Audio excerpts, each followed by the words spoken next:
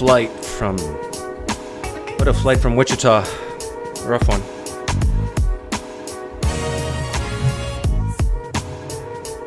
So, I don't know. If it wasn't for the home office in Wichita, I don't think I'd ever go there. No, I'm sorry. My apologies to anybody who's from Wichita. Ask Cliffe. Cliffe, what's his last name? I want to say Neckel? Kneckel? I remember him coming to the University of Arizona when I was a yee lad getting my graduate degree in analytical chemistry. And I was a Christian at the time, and I remember being like the people watching from a distance. And I don't know why, but see, how old was I then? I probably was late 20s. And remember, I started doubting Christianity in my mid-30s.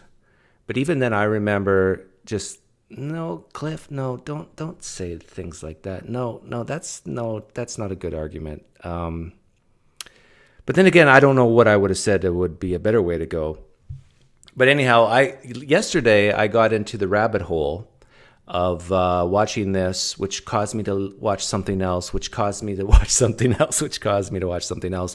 So it started at watching this video, and it went from the design argument all the way to NDEs. So I'm going to play like a few minutes of this, I don't know, 5-10 minutes, and then we're going to start talking about NDEs. Wow, that's George Washington up there on Mount Rushmore.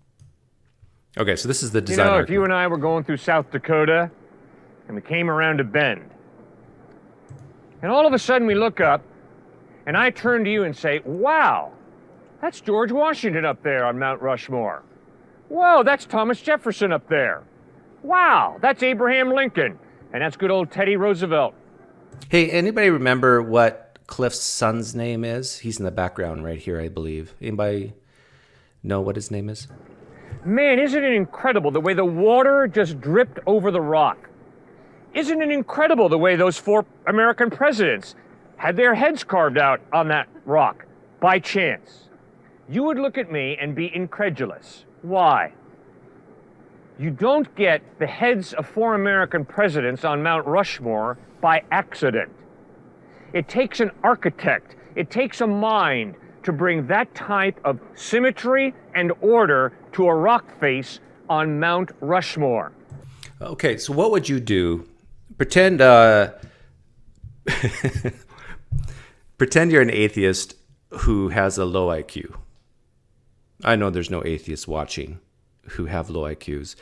But pretend you're an atheist, low IQ, and even pretend this is the first time you've heard this argument. And pretend you're sitting there listening to Cliffe. So you're an atheist, you're listening to Cliffe. He's making this design argument. The Mount Rushmore phases just didn't get there on their own. Hey, thank you, Daniel Elzate. We're all here to have near-Doug experiences. Hey, I like what you did there. I'll give you 1,000 Pine points for that, making me chuckle. So what would you say to, or ask Cliffe? And here, that's the clue. Don't say anything to Cliffe. You ask Cliffe. And you would ask him this question. It seems like you're making some argument from design, Cliffe. Is that right? We humans are very needy. We need to get our emotions boosted up, and so you got to repeat back what they say. I don't know why we're this way, but it seems like we're emotional animals, and so we need our egos stroked. So if I'm hearing you right, you're saying because there's a design on a rock, that means the universe is designed? Is that what you're saying, Cliffe? And then Cliffe will probably clarify a little bit more, but he'll essentially say, yeah, that's what I'm saying. And then this is what you ask him. You ask him, think about the smartest atheist you know, Cliffe. What would he say to this argument? You see what you do there? You've now converted yourself from a stupid atheist to a smart atheist by letting Cliffe do the work for you. And he won't want to do that. Because if he does, and I'm sure Cliffe is not a stupid guy, or ignorant guy, he knows the arguments against the argument for design. Let him say it while he's standing up there in front of all those kids. Someone who's reasonable, intelligent, who's thought about these things, what would they say against the argument from design? And then he's going to start talking about probably evolution and billions of years and random chance mutations in combination with natural selection that led up to advanced animals like ourselves who can create things like Mount Rushmore. Then you can ask a follow-up question like, what kind of God would do that in your estimation? Like, you could still be right, Cliffe. Always tell the the theist that they could be right. It's possible. Hey, thank you for the donation, Nathan Jasper. This God sounds incredibly well designed. He couldn't have happened by accident. Yeah, exactly. Why does God exist? Yahweh must have a creator, or the creator God must have a creator. But yeah, anyhow, this is the way I think you have to tackle this with street preachers like Cliffe. Get them to do the work for you. Get them to admit that there are arguments against the arguments he's making, and let him tell it. Like, we recognize design through comparisons. Here's another thing you can ask whenever you hear the argument from design. You could say, hey, Cliffe, you repeat what he said. I understand what you're saying, and it's very intuitive. But you know what? I see 11:11 on the clock all the time. I mean, it's uncanny. I go in my car, 11:11. I'm at home looking at my computer, 11:11. I look at my clock on the wall, 11:11. Is that part of the design too, or am I just seeing what I want to see when at 11:11? And maybe I'm forgetting about all the misses, all the times I saw 10:34 or 4:06, and I just kind of put that on the shelf and I focus in on the 11:11. And in the same way, Cliffe, maybe you're focusing in on everything that really looks designed to you, like Mount Rushmore, and forgetting about other things that are not so designed or doesn't appear so designed that maybe we wouldn't expect if there was a God out there. Okay, so let's listen to Cliffe. If those four heads at Mount Rushmore require an artistic mind, a sculpture, to carve them out, how much more intelligent mind does it take to create your eye? At this point, I would raise my hand and say, hey, Cliffe, I got a question. I hear what you're saying. You're saying that your eye is a very complex part of your body. Is there anything wrong with our eyes, though? Like, does that speak anything to a creator, a designer, I should say? Like, are there animals with better eyes than us? Does that mean the creator likes those animals better than us when it comes to eyes? If a designer made our eyes, why am I wearing glasses after the age of 40? Why, Cliffe? Did the designer, is there a flaw in the design that I need these? Cliffe, I hear that there's blind spots in our eyes. Is that part of the design as well? That we have blind spots? Like, I hear you, Cliffe. There very well could be a designer, but can we not make inferences about this designer that maybe this designer is not like all that good at some things? You know, he's pretty good, but not the best. Like, right, Cliffe? Like, people, I have an uncle, Cliffe, who's both, my favorite uncle who recently passed away, both his retinas fell off the back of his eye and he went totally blind. Was that part of the design, Cliffe? Are you seeing 11:11, Cliffe, instead of 4:06? Is that what's happening here, Cliffe? See what I did there? I brought it back around. Your central nervous system, your brain. That is why the psalmist in Psalm 19 writes, "The heavens declare the glory of God. The skies proclaim the work of his hands. Day after day they pour forth speech. Night after night, they display knowledge. Does nature, what we see around us, display that Jesus Christ died for our sins and rose again? Is that self-evident from looking at nature? I think not. It's crystal clear, friends.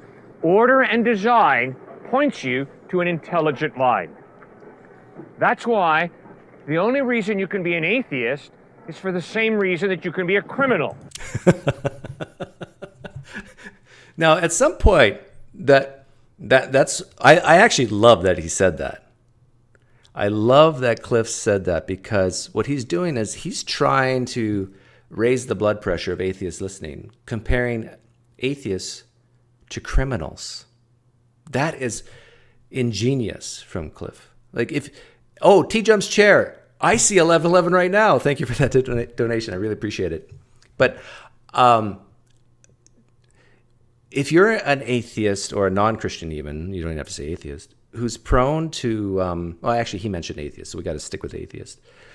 If you're an atheist who's prone to getting riled up, no, you don't want to do that. You want to embrace comments like this and just wrap your arms around and say, maybe I am a criminal. Because this is what Cliffe wants to do. He wants to compare atheists to bad guys. Nathan Jasper, thank you for the donation. If God made everything, wouldn't that mean everything was designed by him? Shouldn't we be able to find things like Mount Rushmore randomly in nature? That is an excellent point, Nathan Jasper. And this is another thing when it comes to the argument from design. You know, the watchmaker argument. You walk along the beach, you see a watch on the sand, you look at it and you just know that this is made by a creator. And it just randomly didn't happen there. If you ever hear a Christian say that, what you say to them is, the sand underneath that watch that you found on the beach, is that designed as well? A smart Christian will know where you're going with that, but they have to say yes. So the watch is designed, the sand is designed, there's a design, everywhere a design. It's like if everything is designed, then nothing is, right? Because it's all based on comparisons. You're running away from the police. You're running away from God. God has left more than enough evidence that he exists. Now, God has left. You're right. The reason why he called atheists criminals, because criminals run away from the law, and atheists run away from God. Now, I love that, because if you're an atheist listening and you're a kid like these kids listening, and you happen to be an atheist, you raise your hand immediately and don't be mad at all. You got to kind of like treat Cliffe like he's here's my advice to help you not get mad. Almost pretend he's 50% drunk and he just deeply wants to believe this stuff and whatever. And so you're going to try to help him. And so the way you help guys like Cliffe here is you say, well, wait a minute, I'm an atheist, but I would love to believe in God, depending on what, if this God is good and if this God can actually do things and help. Like if I was to get terminal cancer, like, man, if I could pray to a God to help me live, that would be great and awesome. I'm not running away from God. I just don't think there's sufficient evidence to believe that there is one. Can you help me with that, Cliffe? Make sure you say that end part. Help me with that. Now, he tried to help you with that with the design argument, but if you ask the question I asked, he's also giving you the reason why the design argument may fail at the same time. Now, who is God? That's a separate question. That's another difficult question. But there is no... Yes. Is that the first thing I've agreed with Cliffe? You can believe, and this is why I don't push back on deism much. If it helps you get out of the bed in the morning, or if it helps you have a good night's sleep to believe in some creator God, go for it. You have my blessing from the PineCreek Church.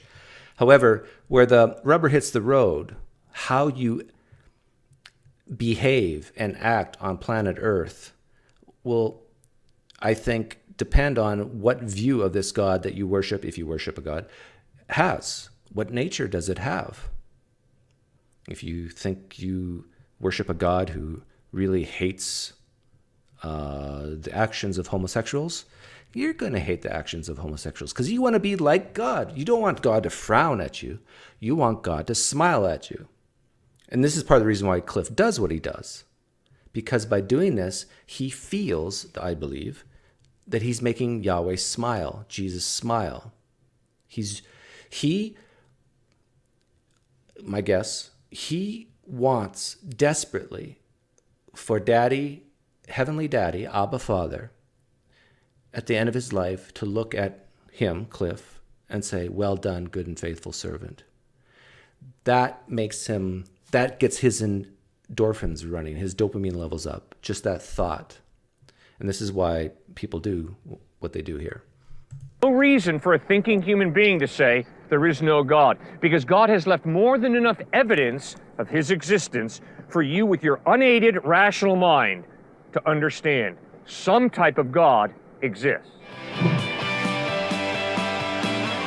That picture's old. So, of course, extraordinary claims require extraordinary evidence, hence... Here's a tip. Don't say extraordinary because educated Christians have nightmares about that word. It triggers them. Use the word big, great. I think Mike Winger, I use big. Huge claims. Any evidence, any assertion that matter came from something inanimate requires extraordinary evidence. No, I disagree. I'm going to be consistent. You're inconsistent. You're inconsistent. You notice he even pointed. Hey, Cliff, I know you're going to watch this later, Cliff. Evidence. No. I'm confident. I disagree. Here's a little tip. Don't point your finger at people. I'm going to be consistent. You're inconsistent. Yeah, see? Whenever you point your finger at people, Cliff, there's 4 fingers pointing back at you. Consistent.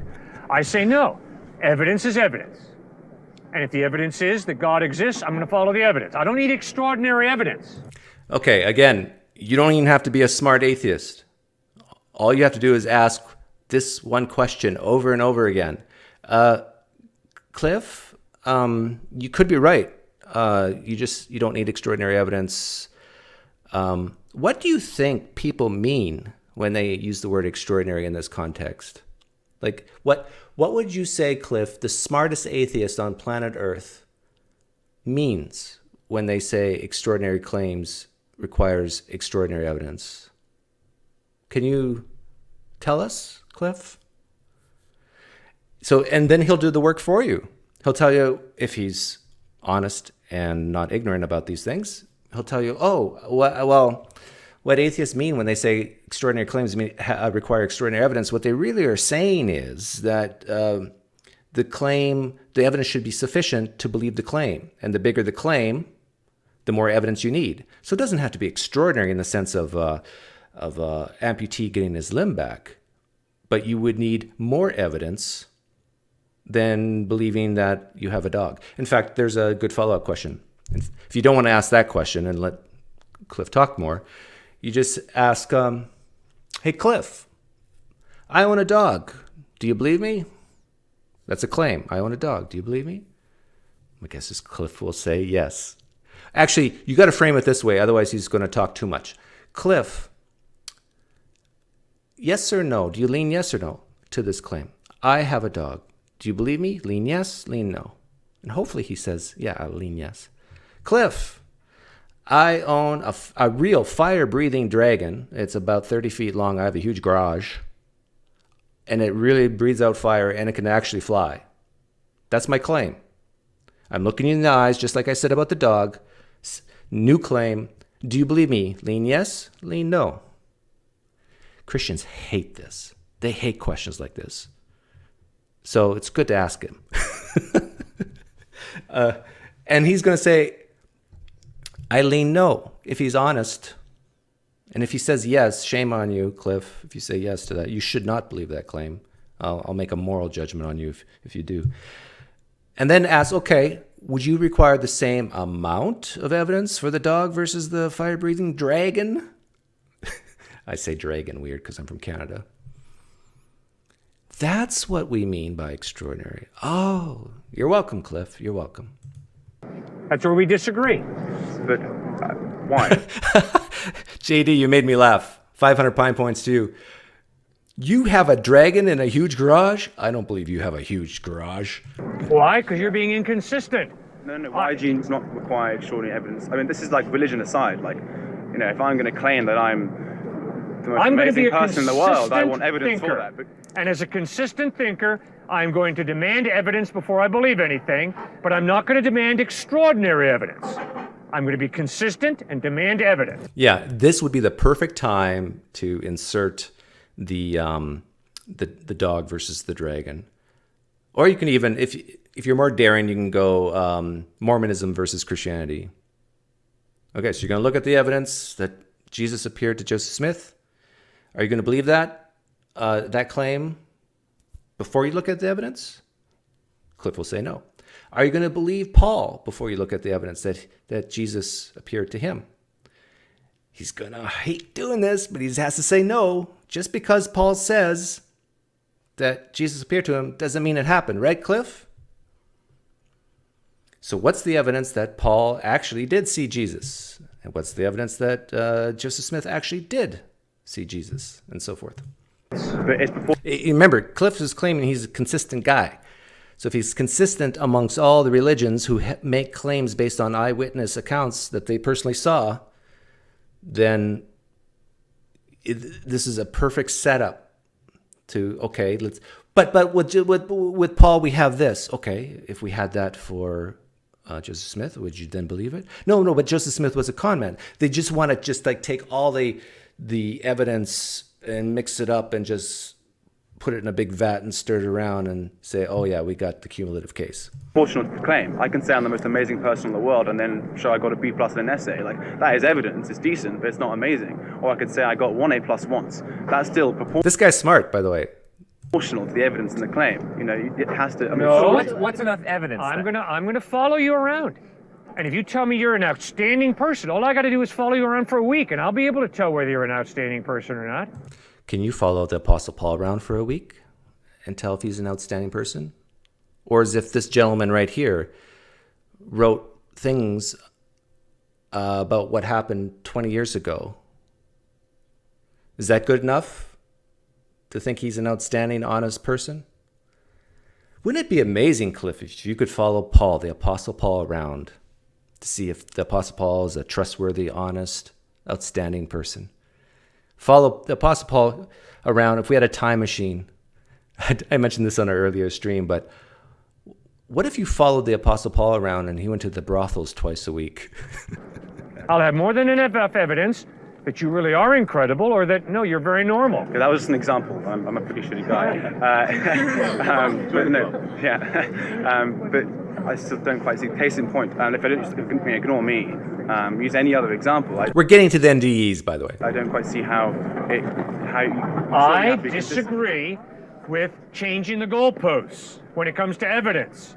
I am not going to say, Muhammad, in order for me to trust you, when you say that you reveal God accurately, you have to give me some extraordinary evidence. No, I'm just going to look at his life, his teachings, his death, what happened after his death.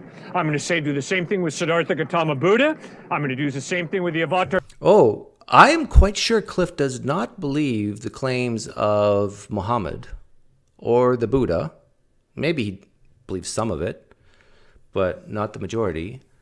And they're all based on texts, ancient texts. Does that mean if Cliffe's going to be consistent here that he doesn't believe the majority of the New Testament either? It's the same way of coming to knowledge, is it not? Words on pages? Hinduism, and I'm going to do the same thing with Jesus Christ. But there's a lot more room for error there. You're comparing, say, a historical document to me pointing at a seed and saying extraordinarily that this seed is going to grow into a tree. Now, that claim, with no context, requires extraordinary evidence. I have no idea if that seed is going to become a tree. What do I need? I need 1,000 trees, 1,000 seeds that can demonstrate without any doubt that that seed will become a tree. You can't then compare that to a historical document with all the problems that's associated with. That's not a fair comparison, if I may. The reason I think you're being inconsistent is because you've had a delightful... He makes a great point. He's basically showing the difference between scientific data, scientific evidence versus historical evidence.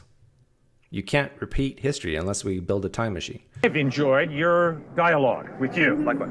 Okay? So I thank you for the way you've talked with me so respectfully, and it's been a delight. Do I have a lot of evidence that you're a great guy? No. No. I can't live my life as a hyper-skeptic. It doesn't work.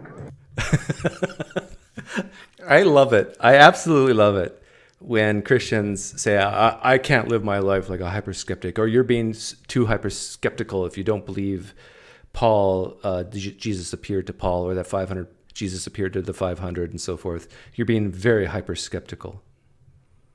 Are you hyper-skeptical that Gabriel talked to Muhammad in a cave? Let's be consistent, Cliffe. Are you hyper-skeptical that Jesus and the angel Moroni appeared to Joseph Smith? Are you hyper-skeptical or just skeptical?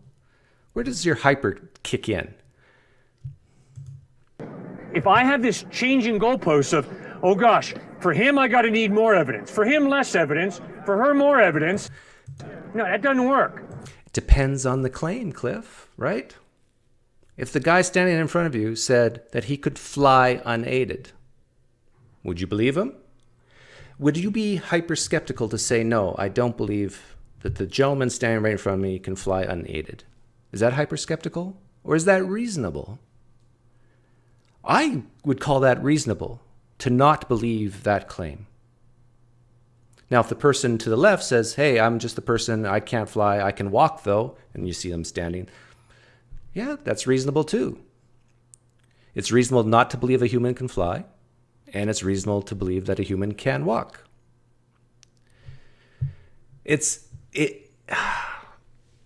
I know it's very tempting to get upset with these guys and call them hypocrites, saying, I'm not going to be like you, hyper-skeptical, but yet they live their life very similar to an atheist.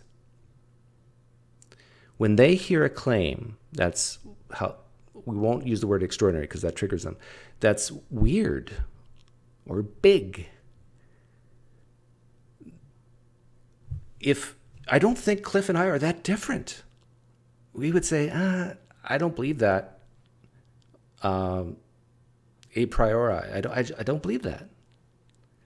And I actually think this is an excellent way to talk to Christians or Muslims, or it doesn't matter, Mormons. It's like, instead of arguing back and forth about the minutia and the details of their holy book or what you can't explain in your worldview, just say, hey, look, we're two human beings. Let's see what we have in common. And say, hey, a guy comes up to us and says he can fly unaided. I don't believe that. How about you? A guy says that Jesus appeared to him in bodily form.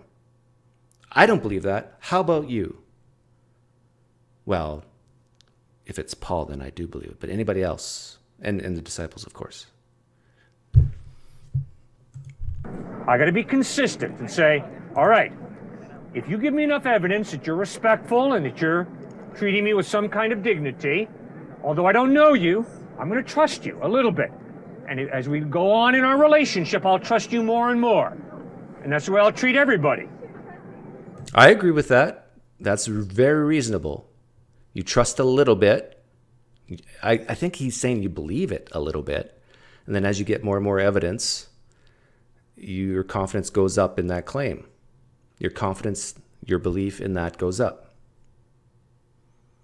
But there's some claims that I think you would start off not trusting at all until you have ample evidence to overcome that distrust.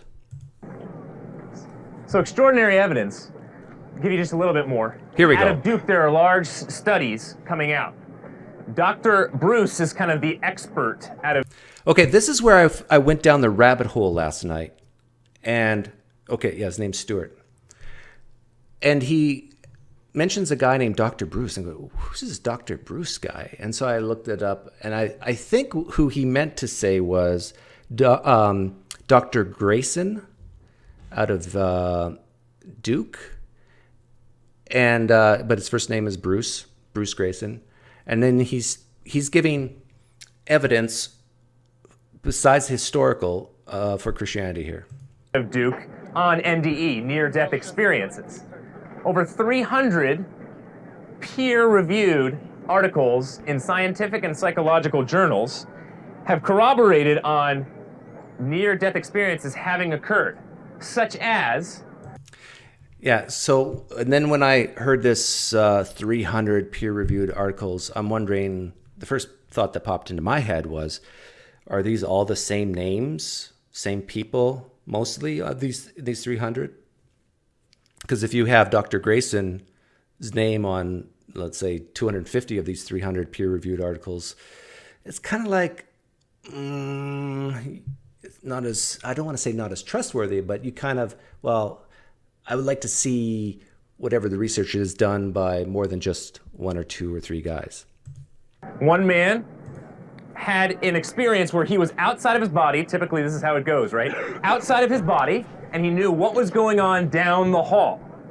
The nurses corroborated with that evidence and said, yes, that did occur. He actually read the numbers off of a sheet of paper and knew what was going on in that room. Okay, if I was in this audience right now, knowing what I know now, I would raise my hand. I'd say, you know, this sounds really exciting, really amazing, and dare I say, extraordinary. But I've looked into what you're talking about. I heard a guy named Gary Habermas talk about it, and I looked into it. And I found out that there was actually no records written down of these exact numbers and from what machine and all these sort of things. And it's like every time I look into this stuff, I get disappointed, Stuart. Same with miracle claims. When I investigate the individual miracle claims that Christians have for me, this happened to Cam Spires and I, and Cam actually contacted the doctor, and he admitted that it was a misdiagnosis. It's like we're constantly disappointed, Stuart. It would be amazing if people could actually leave their bodies and do things and see things and report back to us. But every time we look into this stuff, we get disappointed. And so I started doing research last night on this Dr. Bruce Greyson guy, and I found this conference. It's the UVA Medical Center Hour. I'll put the links in the description later. And the first person I listened to was this guy, and he was talking about reincarnation. Now, this is stuff that he's using NDEs. No, not NDEs. He's using reincarnation, showing that there's life after death. So it's a little different than NDEs. But this is stuff that Christians don't want to believe. I guarantee you that. And if they do, they'll have an excuse for it as the devil playing tricks or something like that. But let me play some of Bruce Greyson here on NDEs.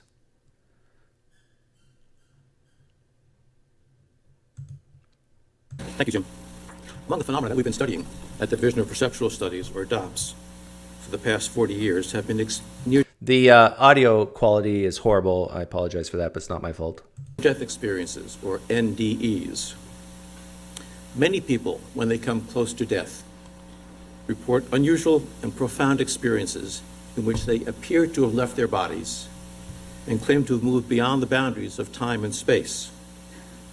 These NDEs have been recorded in a variety of ancient cultures. You can find them in the writings of Plato, in the Bible, in writings from Tibet, India, Egypt, China, Japan, and in the folklore of the South Pacific and Native Americans. The interpretation of these experiences varies from culture to culture. So just keep in mind, this is, I think, the leading expert in NDEs talking. But the basic phenomena remain the same across the globe and across the centuries. These experiences near death were recorded in medical literature in journals in the 19th century. And they were described as a discrete syndrome in 1892 by Heim. They were written about quite a bit in French academic journals in the 1890s, when Victor Egger gave them the term near-death experiences.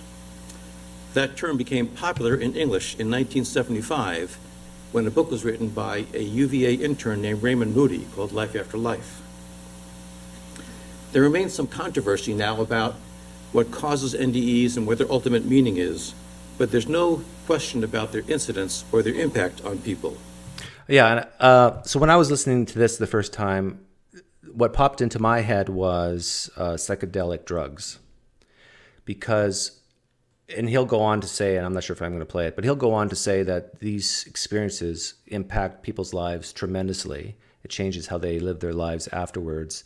It's very real, these experiences, very powerful. And for a lot of people, it has a lot of spiritual connotations. And I'm just thinking, but magic mushrooms can do this too, right? Am I wrong? A variety of studies here at UVA and in Europe and the UK suggest that they occur to about 20% of people who have a documented cardiac arrest in study after study.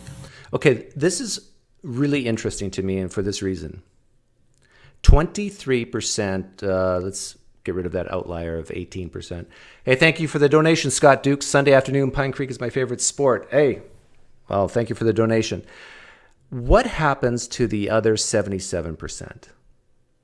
So we have near-death experiences. People go into cardiac arrest. They flatline for a time.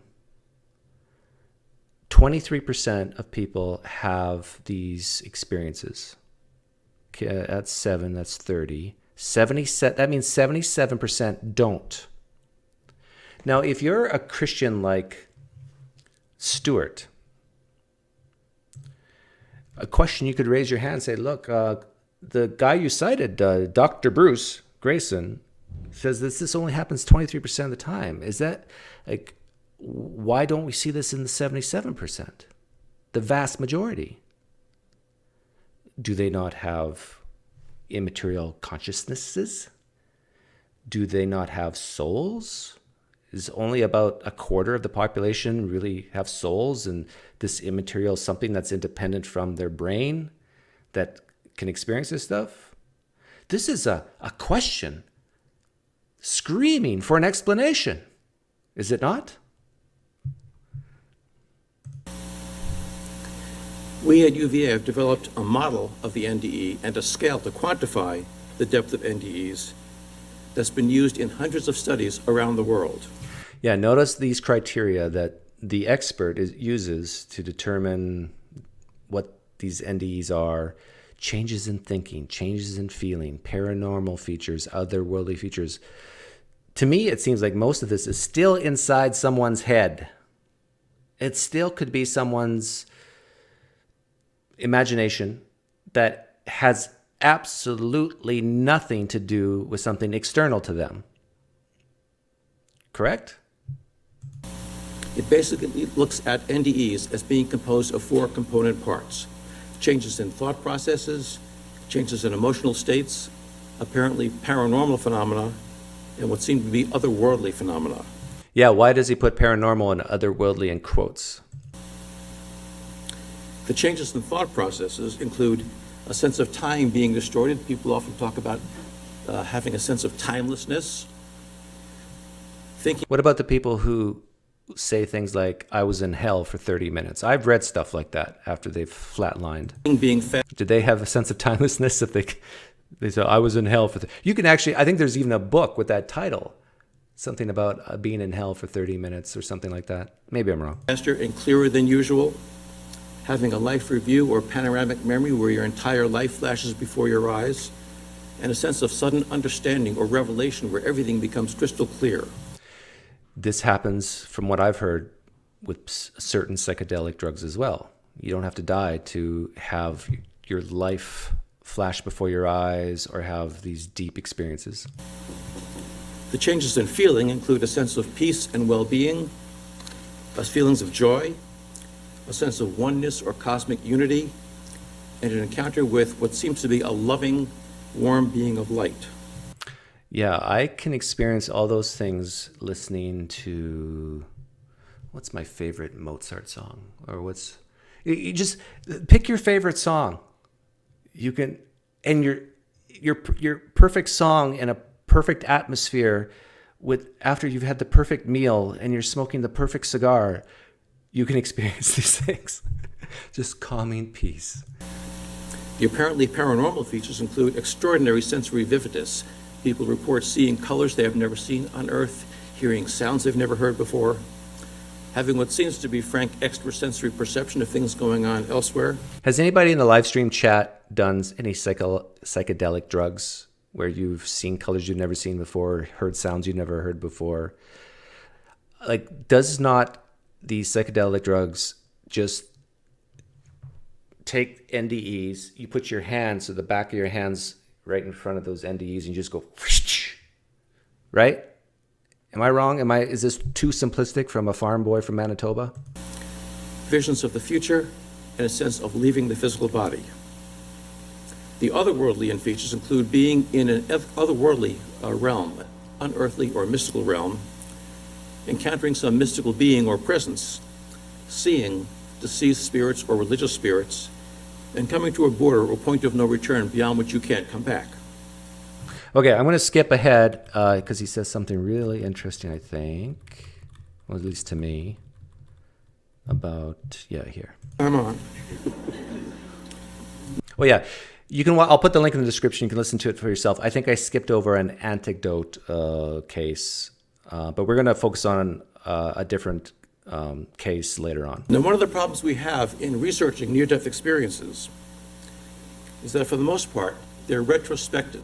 We're getting accounts from people who had the experience at some time in the past. It's based on human memory.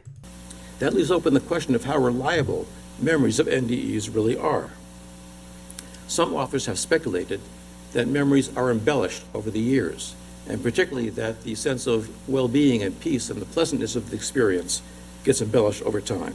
Okay, when he said this, because I'm sick, what popped in my head was he's saying, okay, there's a concern that people who report these NDEs are embellishing. Apply this to the New Testament. And this is why I'm sick that these things pop in my head. Most of the embellishment that guys like Bart Ehrman will say has happened with the stories of the New Testament happened before it was even written down. There was some type of event, and then oral tradition got passed down from person to person. The story grew, and then it was written down, and then even then it grew a little bit more. But after a certain time, once you have it, the tome, the words locked into place, you got your canon. The Bible really hasn't changed much, if at all, after, let's say, the 5th century. Probably a little bit, but couldn't that be the same with these NDEs people? It's like they have this experience, and maybe the most of the changes in their story happens within the first week. And then after that, they've fine-tuned it, and whatever they're going to say in the years and years to come about this experience when they're reporting and talking to researchers is pretty consistent. But was it consistent in the hours, days, and weeks right after? That's the question. Because keep in mind, people who report NDE type experiences, they have to recover from whatever they're doing. I mean, if you've had a heart attack, you're not the next day talking for an hour with a psychologist about your experience who's researching this stuff. You're recuperating, right? So it can't be immediate. Because we've been studying these experiences for 4 decades now, we're able to address this question. Starting in 2002, I started trying to reconnect with people I had interviewed in the 1980s about their near-death experiences and asked them to describe their NDEs for me again. What we found, oops, I'm going the wrong way here. For those of you who came late, this is, I believe, the top expert of NDEs talking. Is that the NDE scale scores measuring the depth of the NDE were the same now in the 2000s as they were in the 1980s. Okay, so what he's saying here is that these stories haven't been embellished. Now, the simple, childlike person that I am, I look at this and I say, they probably have told this story over and over again, and notice they're not exactly the same. But since they've rehearsed it over and over again, it's like an actor reciting lines from a play.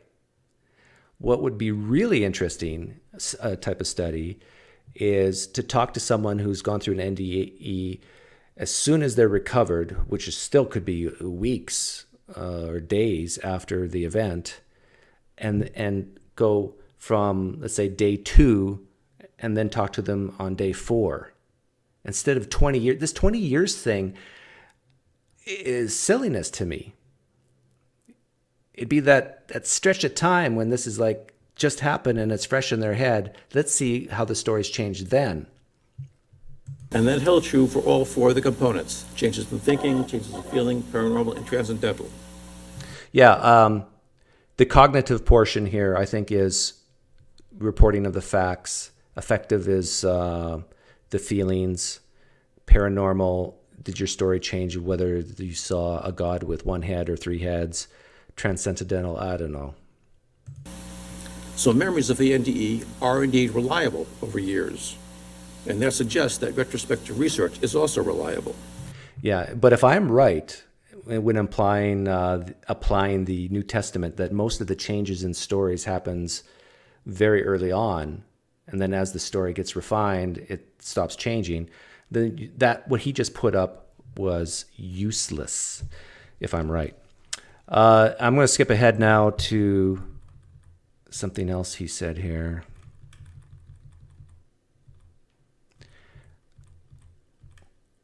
By the way, I'm not against these experiences. I mean, there's definitely something happening in people's brains that they're reporting this, but to say that it's something outside of them or that they're leaving their bodies, like that's a big claim that needs big evidence. But even though these memories of NDEs are reliable and consistent over decades, that doesn't establish that their memories are real events, rather than memories of fantasies or hallucinations. Amen, hallelujah. To test that possibility, we used the Memory Characteristics Questionnaire, which was designed to differentiate memories of real events from memories of imagined events. Okay, this is like what T-Jump talks about. How do you tell the difference between something in your head and something outside your head?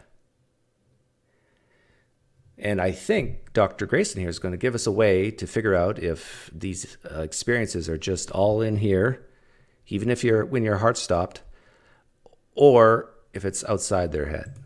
This Memory Characteristics Questionnaire taps into 5 aspects of memories that reliably differentiate memories of real from imagined events. It includes the clarity of the memories, including the visual detail, sensory aspects like sound, smell, taste in the memory, contextual features like the memory for location and spatial arrangements. Now, me coming from a dirty science background, I look at that criteria, I'm going, this is silly. It's like, you can't have a super clear, vivid imagination. In some ways, imagination can be and feel more real than reality. Am I wrong here? Like, is this just not pathetic? I don't know how many people have a science background, but it's like, this is not a reliable way of knowing that these things are actually occurring. Thoughts and feelings during the recalled event, and the intensity of feelings both during the event and now, remembering it. We asked people who had come close to death to rate their memories of that event, and also of real events that happened around the same time in their lives, and also about an imagined event from that time in their lives. Notice how he put the NDEs in the real event category? So he wants people to compare their NDE to a real event in their life to an imagined, okay? Using the criteria he had earlier. What we found is that for those people who had NDEs, the near-death experience was remembered with more clarity, more detail, more context, and more intense feelings than real events. Now, why couldn't the NDE, Dr. Greyson, be a subset of an imagined event that's just more clear, more vivid? And I'll ask the same question I asked earlier. If I could get 1,000 people to take some type of psychedelic drug and reproduce this graph, instead of NDE or brush with death, it's taking magic mushrooms. and compare it to real events and imagined events. If I could reproduce this graph using drugs instead of NDE, what say you then? From the same time period, NDEs were recalled as realer than real events to the same degree that real events were remembered as realer than the imaginary events. On the other hand, people who did not have NDEs reported their close brush with death to be as real as other real events, but not realer. Yeah. Couldn't that be explained with when your body is under extreme stress that there's different chemical activity going on in your brain? So NDEs are remembered with great consistency over decades and are recalled as realer than real. Yeah, there has to be scientists in this field that listen to this and rebut him. I didn't take the time to find them, but who are saying this is bad. Okay, but I want to go back to the person who talked just before him, because this is the one anecdote that I was willing to listen to last night and investigate, because this was the very first speaker in this conference, I think, and this was the very first anecdote. My guess is they're not going to lead with a bad example. They're not going to lead with a weak example. They're going to lead with their best case. So this is the reason why I focused in on it. Now, in recent years, we have focused more on American cases, and we can now say with certainty that this is not purely a cultural phenomenon that takes place in areas with a belief in reincarnation, because we have lots of American cases, and most of them take place in families who had never believed in reincarnation before the children started talking about a past life. Yeah, so this is not an NDE, this is reincarnation. But they both, the purpose of studying reincarnation claims and NDEs is to try to figure out if there is a mind separate from the brain. I want to give you an example of a case, and then I'll turn things over to Bruce. This is a case that got some publicity a few years ago. It's a little boy named James Leininger. Oh, he's not so little anymore, but...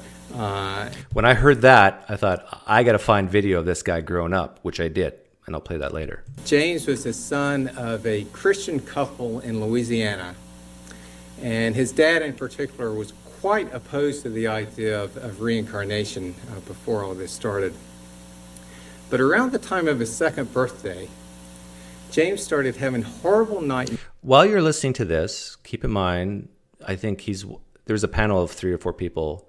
He's right up there with Greyson, I think, in his field on this topic. There's multiple times a week in which he would be kicking his legs up in the air and screaming, "Airplane crash on fire, little man can't get out."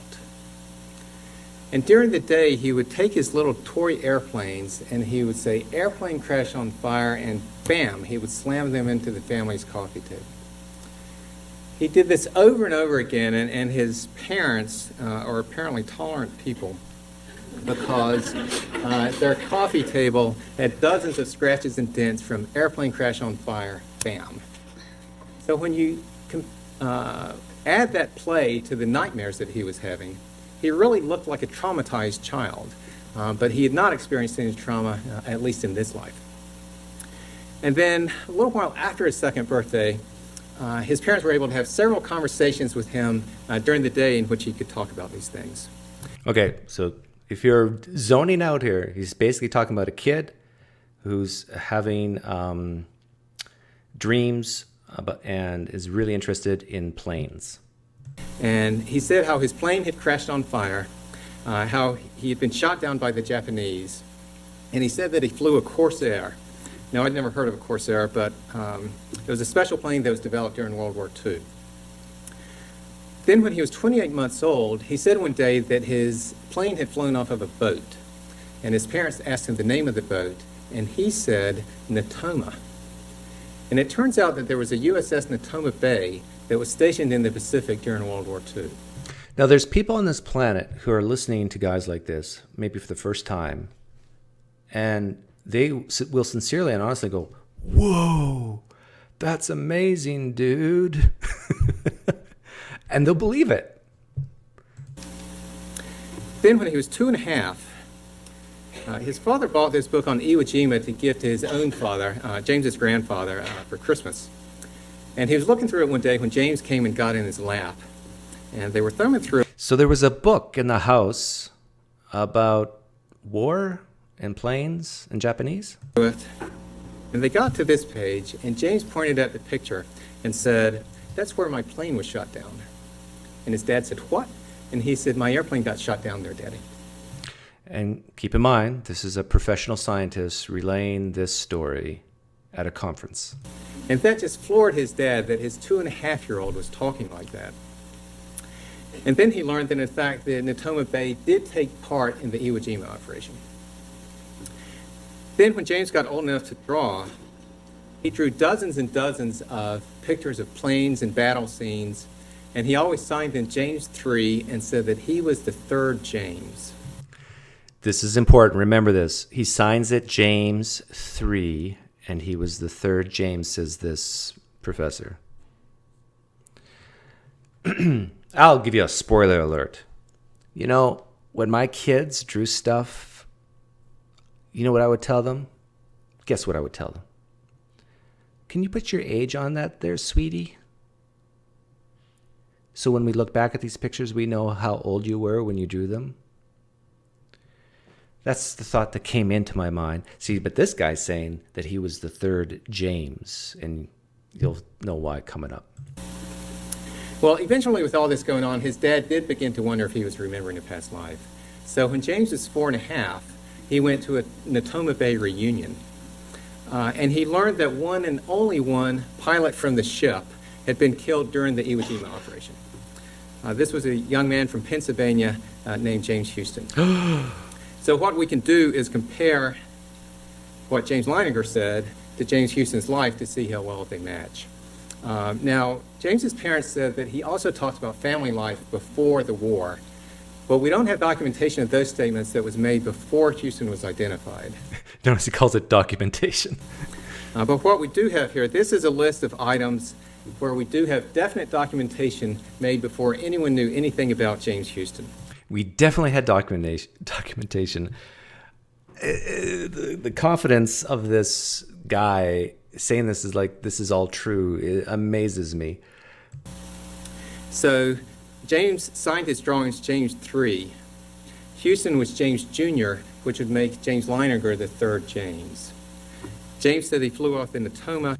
So we have a James who had a son whose name was James, who actually flew a plane, the Questionnaire, whatever, off a certain ship during World War II.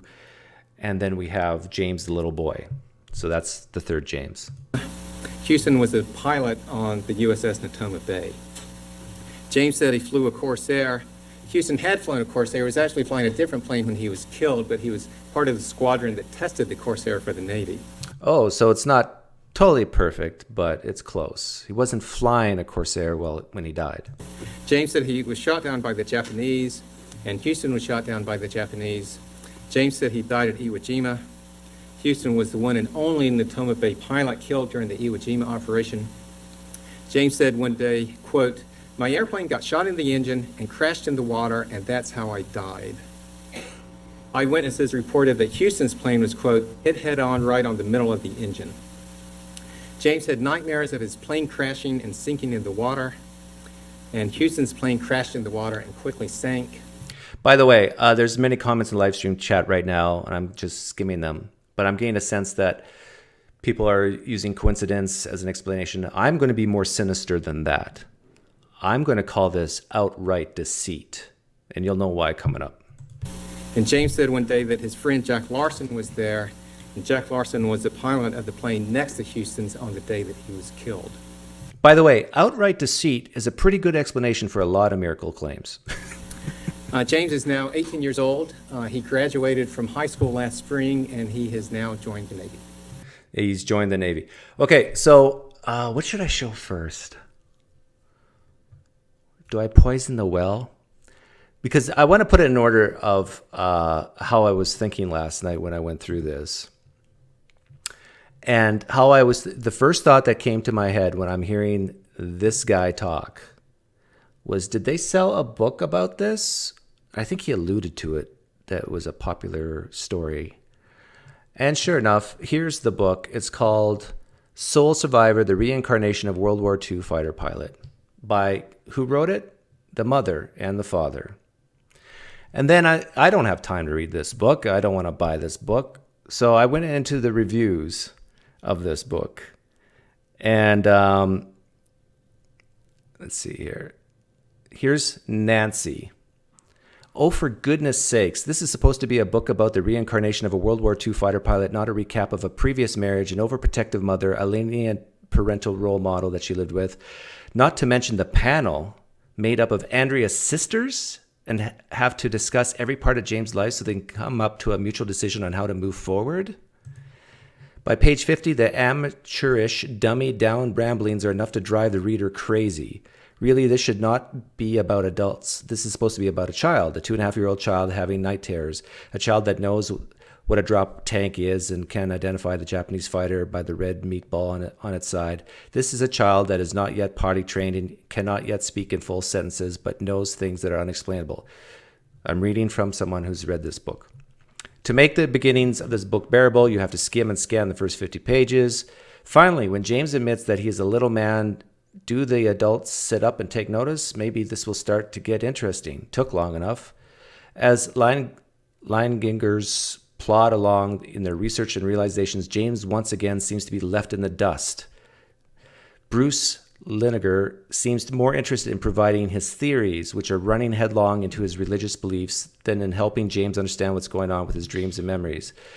I will admit that when this book actually got back to James, the hairs on my arms would tingle. There's something very spooky and intriguing about this story. I just wish that I knew what the true ulterior motive was for the line niggers. Did they, I better not say their last name anymore. Did they want to tell their son's story, fulfill promises to survivors in Natoma Bay, or to pay off their debts? That caught my eye. There was too much talk about paying bills and unemployment for me not to wonder about their true motives. Would I suggest this book only if you skim it? No. Let's read what Jan had to say. Yeah, having a nephew about things that happened when I was a small child. I was very interested in this book. I found myself skipping a lot of it. Marital, personal, financial woes. I'm sharing this to show that there's a motive to lie here. Now, it might not have just started out as a lie, but it's one of those things that grew and grew, is my guess. And I'll show some evidence of that. I was intrigued as the research seemed to back up James' odd comments until I got to page 166. Andrea supposedly pulled up the 1940. This was amazing to me. Andrea, the mother, supposedly pulled up the 1940 census record for Lynn Connor. Someone mentioned in the book, I guess. It was not clear when she did this, but the book was published in 2009. So it must have been before that. Since the 1940 census records were not released until this year, 2012, it appears that this book is about time travel as well as reincarnation. So the person, Jan here, says, hey, what's the word for that? I forget. But found a problem, that something's not adding up here. I can't wait until I get to the part where the aliens pulled James Hudson out of the crashed plane. I'm guessing he was on a recon mission on a UFO. Had the author focused more on the child in the past life, this would have been a much more enjoyable book, although the spotty details would have made it less than credible. Here's Sandra, 98. Where is she? Love reading about the James memories of his past life, but would have preferred less narrative on their woes, which include financial. This is a story of a typical narcissistic mom who is struggling to find a new identity after having to give up on her lifelong passion of dancing. She settles down as a trophy wife with an older man who, it turns out, isn't holding down a job very well. After moving around the country a bit, they settle down to Louisiana, where Bruce has a job that keeps him away from the family. After a few chapters, it becomes obvious that this child has a lot of undue stress around him. There were weird bits of information revealed about the boy throughout the book, including some prenatal observations.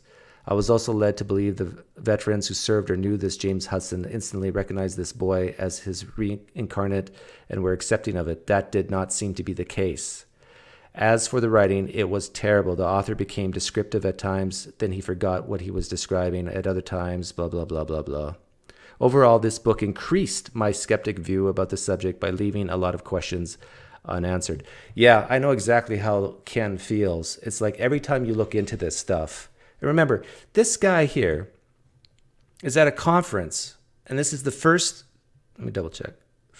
Yeah, that's the intro. This is the first speaker, and this is the first anecdotal piece of evidence for reincarnation, which is in the same field as NDEs. But this is ridiculous. Okay, I want to play a video from the past when they're being interviewed, and one that's more recent when the boy is actually much, much older. I'm going to make sure I got the right one here. Yeah. I think I'll play from 2 minutes to 5 minutes, just about 3 minutes worth. World War II documentaries or conversing about military history. This is an F-18? No, that one. So what explains the nightmares and James's strange obsession with airplanes? I talked to my mom about it. You hear that? I talked to my mom. This is the mother of James, the little boy, the mother saying, I talked to my mom. And what does her mom, the grandmother, say? A lot of times my mom had said maybe he's remembering a past life. What did you say? Maybe he's remembering a past life. So the boy's having these nightmares and so forth. And seems like a specific scene. The grandmother says, it puts a little pebble in the shoe or a little thought in the head. Maybe this is a past life. Politely, baloney. Andrea and Bruce of Lafayette, Louisiana are a highly educated modern couple. To them, highly educated modern couple. I would love to know their education. The possibility that their little son James was manifesting signs of a former life was, well, a little out there. You know, having a past life is not the initial conclusion that you come to.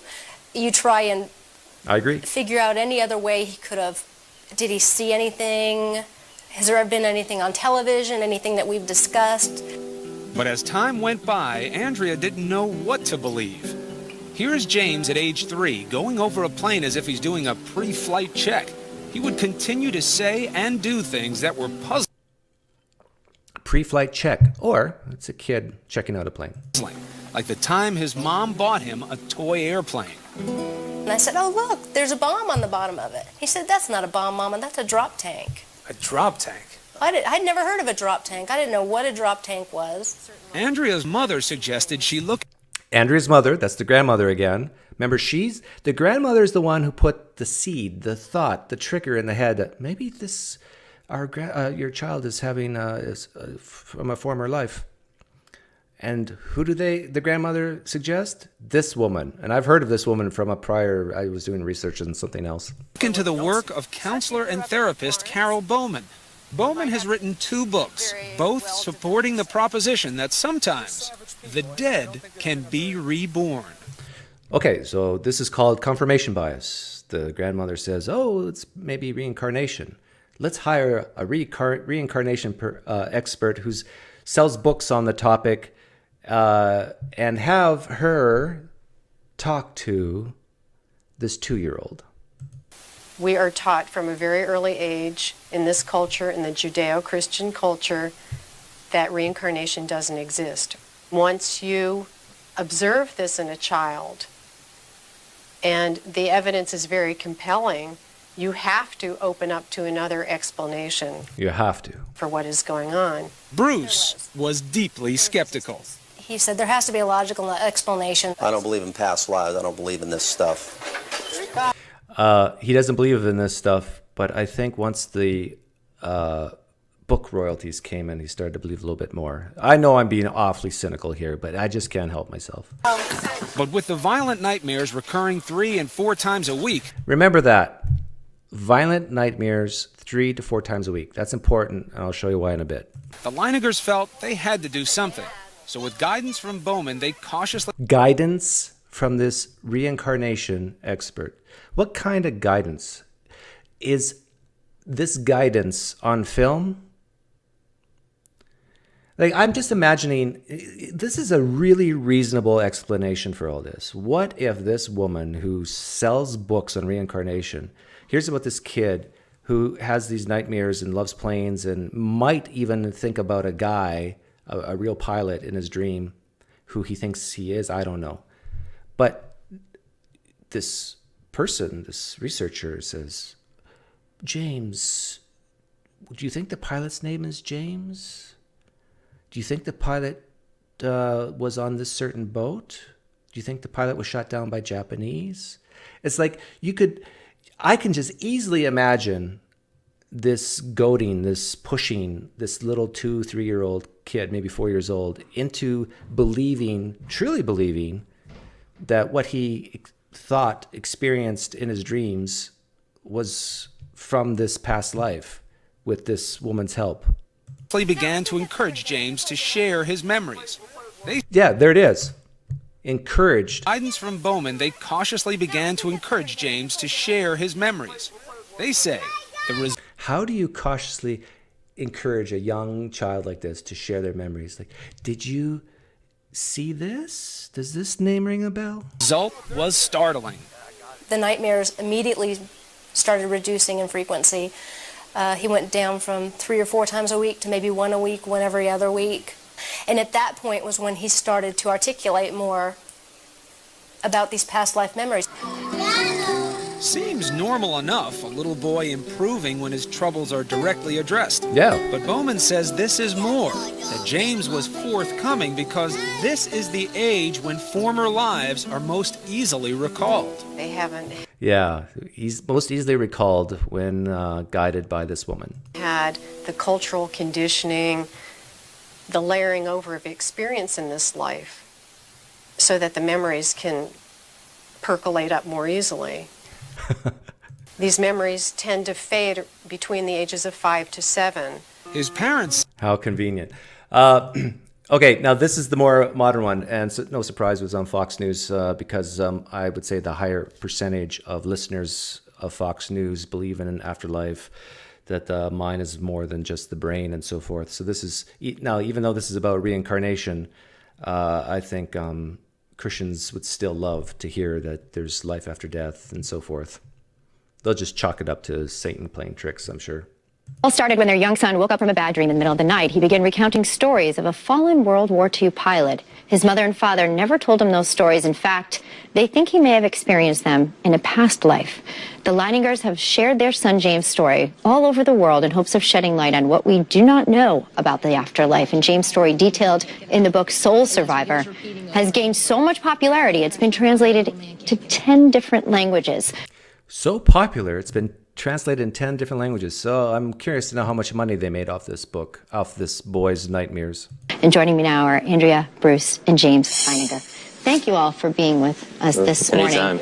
Certainly, you know, we've been sort of hinting at this story all day, and it gives everyone pause So that's the boy. That's him growing up. I think he's around 18. because it seems almost impossible. Andrea, can you go through and tell us about James' story? He was 2 when he started having these dreams. Right. And what happened?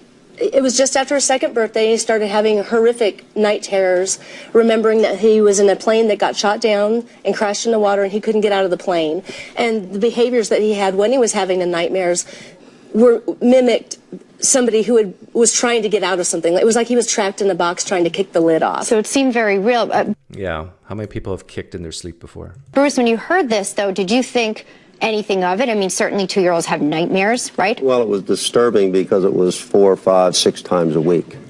Remember, I told you to remember over here in this video, it was 3 to 4 times a week. And here it's how many times a week? Girls have nightmares, right? Well, it was disturbing because it was 4, 5, 6 times a week. You would think if these nightmares were terrible, you would remember how frequently they happened. So it's anywhere between 3 to 4 to 4, 5, 6. It just wasn't incidental night terror that children experience. And there were drawings too, James, that you would... Okay, remember the drawings? Let's see if I got it up here. I'm not sure if they show it. Oh yeah, here. Okay, remember the drawing I showed here with the 3, James 3? That sort of indicated historic truth, correct? We have some images of those that they have it here. We can put up, but it was how you would sign them, right? That would give everyone a little bit more information. That was one of our first clues. He started doing the drawings, and it was almost a pathological process. He would put the planes and the ships, and then he would almost be acting out a battle. He would be shooting and firing, and he started signing the drawings James 3, and it was right when he was 3 years old. He could. Like, how stupid is this? He started to sign his drawings James 3, and it was right when he was 3 years old. My goodness. Let's tie this up to Cliffe and Stuart Kneckle. Am I being hyper skeptical right now, or am I being reasonable? Oh, I got to keep reminding myself that half of the population has an IQ under 50. I mean 100. Couldn't even sign his name yet. He didn't know how to write his name, which I think people don't realize, that when you're 3, you don't know how to write your name yet. Exactly. When you're 3, she said it twice. Like the mother said it twice. Doesn't even the interviewer realize, well, maybe the 3 is just his age? But he isn't a third James. My husband's name is Bruce, so we kept asking him, well, how come you're signing your name James 3? And he said, I'm the third James. And what? Or maybe the truth is because he's 3 years old. Hey, thank you, Tony D, for the donation. I think I'm having an NDE just watching this. Yeah, me too. Made your parents start researching, James, what that really meant historically? You said the name of another pilot, correct? Okay, this is the first time the boy actually talks. I said the names of many pilots from the Toma Bay, Bob Greenwald, Jack Larson. That right there was one of these psychological cues. You notice what the mother did? The mother's been talking, the father's been talking, the boy gets to talk, and the mother even triggers him here. From the Toma Bay, Bob Greenwald, Jack Larson. Right. I stated all these names of people that if only you had been on the ship or you had been able to look at military records or you knew them personally via family or through just friendships, you wouldn't know that person or their life. And I'm 3, 4. Right. In my very young age is just talking about them. At 2, he knew the name of the ship. Yeah, how convenient that this other lady that was an expert in reincarnation, how convenient is that these children, they have these memories of reincarnation between the ages of 2 to 4, but they start to fade away when they're 5. It's like, how many specific experiences can you guys remember when you were 2, 3 years old? Like maybe a few, but not this specific. So they have to rely on their parents and others in order to feed them this information after the fact. My husband and asked him if he remembered where his plane took off from, and he said it took off from a boat, and he asked if he remembered the name of the boat, and he said Natoma, which is a very bizarre word to come up with when you're 2. Okay, so here's the moral of the story of this. I'm going to build a bridge back to guys like Stuart and Cliffe. Cliffe, am I being hyper skeptical right now? Hopefully you've watched this. I think I'm being very reasonable. I want to make a point that sometimes pure deception, lying for money, is a good explanation for these NDEs, reincarnation, and so forth.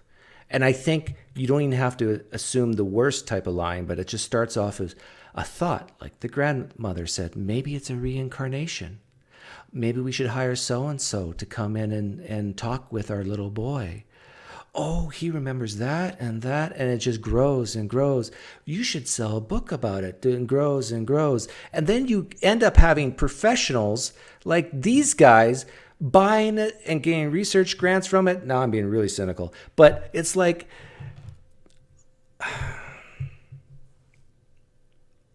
It's an embarrassment. Now, here, let me give my advice on how you research NDEs.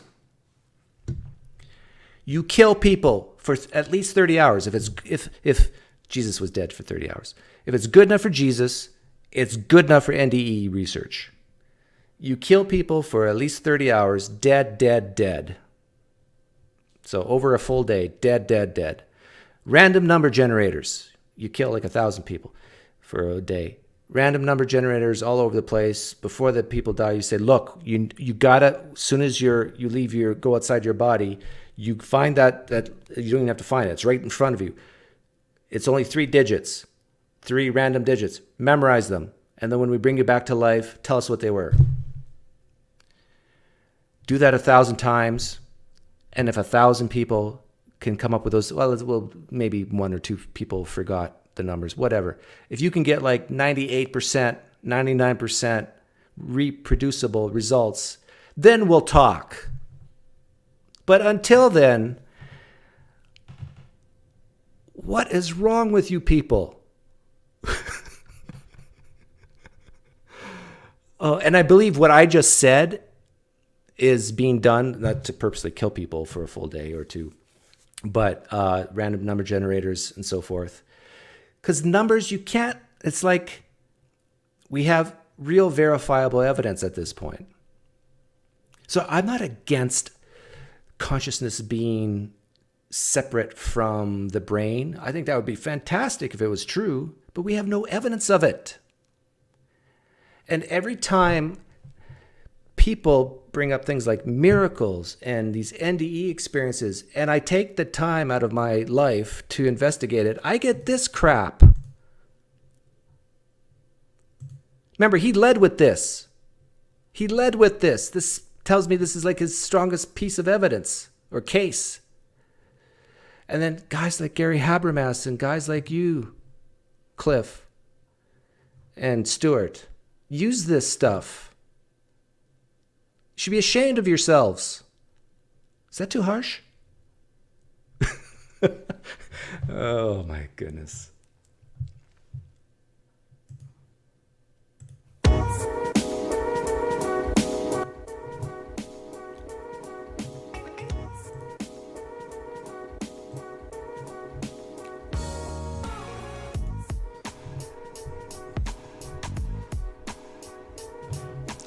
Matt Metro says, I think you're being exactly the right amount of cynical. Well, thank you, Matt. Matt's my brother in Manitoba. I don't have a brother. Kidding. Oh, World View Detective says it's embarrassing, so it must be true, though. Good point. 500 Pine points to you. I take it all back.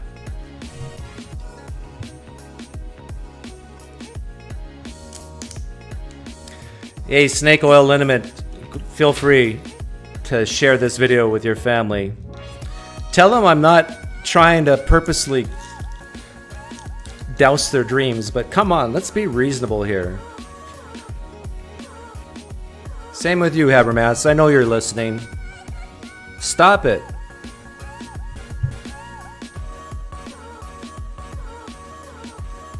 I don't know he's listening. Habermas is probably not listening.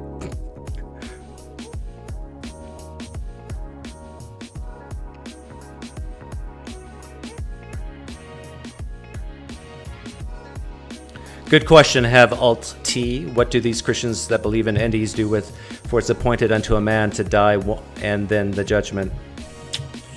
I don't know. Good question. And same with the parable of Lazarus and the rich man.